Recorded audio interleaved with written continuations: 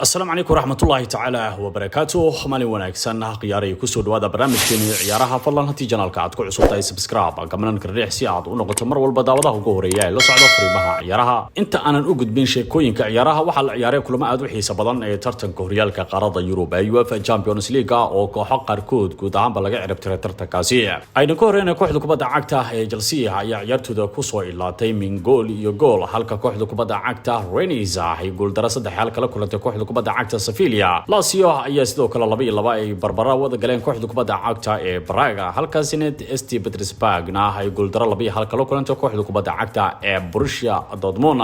Barcelona iyo kooxda kubadda cagta Juventus kulankii isha lagu wada hayay ayaan markaa ay noqotay natiijo xooggan bay gaartay kooxda kubadda cagta ee Piangeneri Juventus walow groupkaasi ay labada kooxood bay ka tirsan yihiinba ay kaalinta koobaad iyo labaadba ay kaga gudbeen marxaladda dhinaca guribada iyadoo u gudbay wareegga 16-aad ee tartanka Champions League. Sidoo kale kooxda kubadda cagta RB Leipzig ayaana markaa natiijo weyn ka gaartay kooxda kubadda cagta Manchester United iyadoo guud ahaanba kooxda uu hogaaminayo tababaraha kooxda kubadda cagta Manchester United macallin Ole Gunnar Solskjaer guud ahaanba laga cirib tiray tartanka horyaalka qaaradda Yurub ee UEFA Champions League. Kooxdan RB Leipzigna waxay u gudubtay wareegga 16 ee tartanka Champions League. Kulamada xiisaha badan ee Champions League caawal ciyaari doona waxaa kamid ah kooxaha kubadda cagta Bayern Munich iyo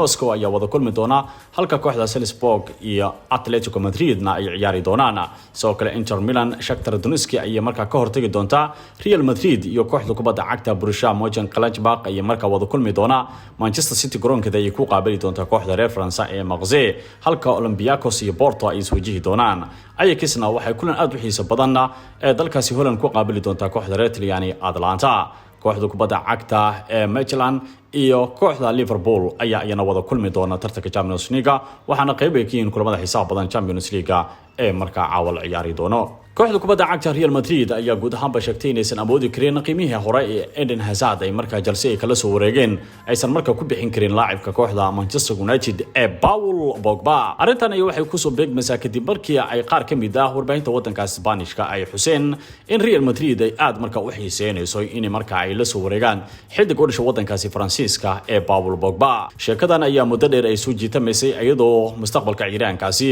Paul Pogba uu la caad u fara badan uu ka jiro. Real Madrid waxay diyaar u tahay in ciyaaraankaasi marka ay la soo wareegto Paul Pogba hadii suurtagal ay noqon karto waxaana ay xusayaan inaysan awoodi karin qiimaha faraha badan ay hore u la soo wareegeen xiddigii kooxda Chelsea ee Eden Hazard. saas darteed waxa ay kooxda kubadda cagta Real Madrid ay shaabada saaraysaa inaysan awoodi karin maadaama dhaqaale xumo uu u horseeday caabuqan coronavirus ee dunida markaa galgalay. Gudoomiyaha kooxda kubadda cagta Real Madrid ayaana markaa sheegay in kooxda Real ay markaa damacsan tahay oo kaliya inay ka dhaadhiciso Paul Pogba qaabka ugu dhow ay markaa ay kula soo wareegi karaan halka Manchester United ay doonayso lacag fara badan in ciyaaraankaasi markaa ay kaga diraan istaadiyada Old Trafford ayadoo sidoo kale laacibkani aad loola xiriirinayo kooxda kubadda cagta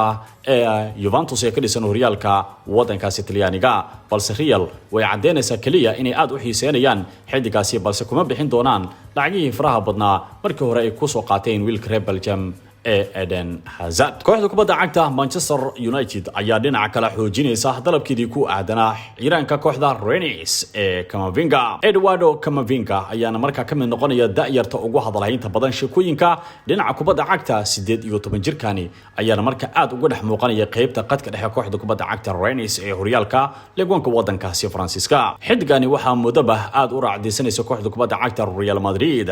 hadda waxaa la xusayaa Manchester United inay diyaarinayso qorshe ay kula soo wareegi lahaayeen ciyaaraankaasi Eduardo Camavinga. Jirada Monto Deportivo ee waddankaasi Isbaanishka ayaana markaa soo xiganaysa arrimaha ugu dhow ee Manchester United talaabada ay kula wareegi karto xiddigaasi qadka dhexe ee Eduardo Camavinga. maamulka sare kooxda kubadda cagta Rennes waa ay ogol yihiin inay sanadka cusub guud ahaanba gacantooda ay ka bixiyaan. laacibkaasi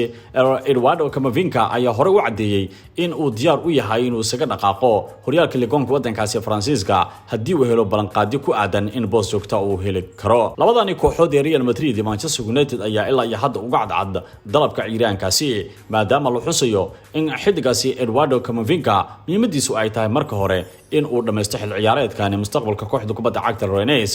kadib ayaan markaa ciyaaraanku u go'aansan doonaa inuu isaga dhaqaaqo walow la xusayo haddii sanadka cusub markuu different soo qiibsiga ciyaartooyda dalab rasmi ay ku aadan xiddigaasi Eduardo Camavinga ay helaan maamulka kooxda kubadda cagta Rennes waa loo gacan gelin doonaa sida kooxaha kubadda cagta Manchester United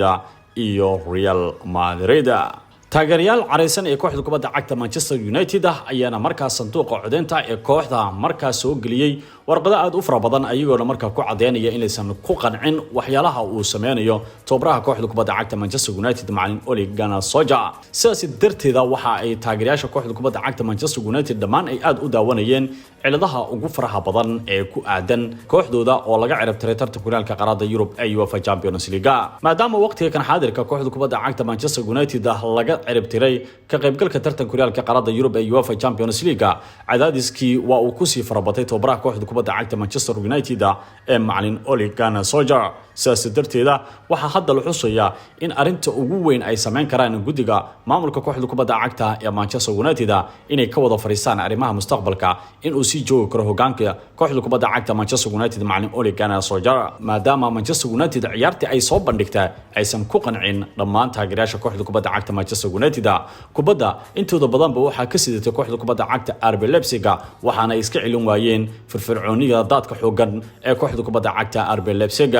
daayirta kooxda kubadda cagta RB Leipzig ayaana markaa 10-2 u dhigay kooxda Manchester United ayagoo markaa tusayay in ay markaa ka dadaal badan yihiin markii loo eego kulankani u dhaxeeya labada kooxood ee Manchester United iyo kooxda kubadda cagta ee RB Leipzig. sidaas ayaana lagu macsalaameeyay waxaana la ogsoon yahay in qaar ka mid ah xidigaha kooxda Manchester United aysan ku qancin tababaraha kooxda Manchester United macallin Ole Gunnar Solskjaer, waxaana hadda wararka qaarkood ay xusayaan in ay soo idlaatay mustaqbalkii hogaanka tababaraha kooxda Manchester United macallin Ole Gunnar Solskjaer. isbedel walba waxa hadda la xusayaa inuu niyad xoogan markaa uu la kulmayo tababaraha kooxda kubadda cagta Manchester United macallin Ole Gunnar Solskjaer ma ahayd mid saxan shaxdii uu kula soo galay xalay tartanka Champions League oo ay guuldarada kala kulmeen kooxda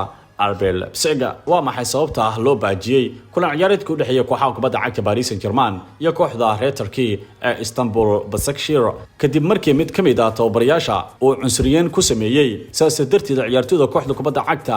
ee Istanbul oo martida xalay ahaa ayaana guud ahaanba aad arintaasi u nacbeystay, waxaana ay xuseen in arintaasi ay tahay mid aad u qaldan waxyaabaha markaa uu ku dhaqmay garsooraha afaraad ee kulan ciyaareedkii xalay. sidaas darteeda waxa ay markii horeba fahmayeen ciyaartooyda kooxda kubadda cagta Paris Saint-Germain barta cilada xoogan ee ka jirto kadibna waa ay ogaadeen in cilada ugu weyn iyo cunsuriyada uu sameeyay garsooraha afraad ee ciyaarta aysan markaa ahayn mid wanaagsan. sidaas darteeda waxa ay go'aansadeen dhammaan ciyaartooyda kooxda kubadda cagta Paris Saint-Germain inay markaa raacaan taageerad ku aadan ciyaartooyda iyo maamulka kooxda kubadda cagta ee Istanbul Başakşehir. sidaas darteeda waxa ay guud ahaanba isaga baxeen garoonka si wada jireeda. garsooraha afraad ee xalay ciyaarta waxa uu sameeyay qalad aad u weyn iyadoo aad u xakameynayay buuqii faraha badnaa ciyaartaasi uu ka dhaxeeyay garsooraha koowaad ee ciyaartaasi ee u dhashay wadankaasi Romania. isbedel walba labada kooxood waxay isku raaceen inaysan ku qancin waxa uu sameeyay garsooraha afraad. kulankii ee ka baaqday labada kooxood ee Paris Saint-Germain iyo kooxda kubadda cagta Istanbul Başakşehir dib loo ciyaari doona caawa. tababaraha kooxda kubadda cagta Manchester United macallin Ole Gunnar Solskjaer ayaa weerar afka ku qaaday wakiilka ciyaaraanka kooxda Manchester United ee Paul Pogba Manarola. tababaraha kooxda kubadda cagta Manchester United macallin Ole Gunnar Solskjaer oo jahwareer xoogan ka qabsaday in kooxdiisa isaga harta tartanka horyaalka qaaradda Yurub ee UEFA Champions League ayaa wakiilka xidiga kooxda Manchester United Paul Pogba uu aad uga carooday hadaladii markaa uu ka warbixiyay maalintii Isniinta aheeda. sidaas darteeda aad ayuu ugu xajiimooday dhawaaqa wakiilka xidigaasi kooxda Manchester United Paul Pogba ee Manarola oo markaa sheegay in tababaraha kooxda kubadda cagta Manchester United macallin Ole Gunnar Solskjaer waqtigiisa markaa uu idlaaday. sidaas darteeda waxa uu ku tilmaamay in tababaraha kooxda kubadda cagta ee Manchester United uu yahay mid guud ahaanba aanan lahayn raad macallinimo. sidaas darteedana uu dhulka la galay mustaqbalka kooxda kubadda cagta Manchester United. tababaraha kooxda Manchester United macallin Ole Gunnar Solskjaer ayaa arintaasi aad markaa uga carooday, waxaana uu ku tilmaamay in uu yahay nin inta badan aad uga dalaala ciyaartooyda sidoo kalena rakaata geliya. waxaana sidoo kale uu ku tilmaamay xidig walba ee mustaqbal ku leh kubadda cagta in uu wakiil uusan u noqonin Manarola oo marka uu kula jeedo in ciyaaryahanka ee mustaqbalka ka raadinaya kubadda cagta uusan markaa heli karin inta uu ninkaasi wakiil u yahay, maadaama tan iyo xilligii uu bilowday rabshadaha ugu weyn ee xidiga reer France ee Paul Pogba. waxaana uu cadeeyay qaar ka mid ah warbaahinta wadankaasi Talyaaniga in Pogba uu dib ugu soo laaban doono Turin. tababaraha kooxda kubadda cagta Manchester United waxa uu xusayaa in uu ninkan maskaxdiisa aysan ahayn mid tamaam ah, sidaas darteedana uu ku tilmaamayo inuu yahay nin dantiisa kaliya fiirsada uusan eeganin danta ciyaaryahanka agaasimaha kooxda kubadda cagta Bianconeri Juventus ee Fabio Paratici ayaa sidoo kale aad u soo dhaweeyay sheekada ku aadan wakiilka ciidankaasi Paul Pogba ee Monreal oo markaa sheegay in ciidanka uu dib ugu soo laaban doono kooxda kubadda cagta Bianconeri Juventus arintaasi laabta ayay inoo qaboojinaysaa maxaa yeelay Pogba waa ciyaaryahan aan aad u jeclahay waana rajeenaya inuu dib ugu soo laaban doono kooxda kubadda cagta Bianconeri Juventus ayaa markaasna laga soo xiganaya agaasimaha kooxda kubadda cagta Juventus ee Fabio Paratici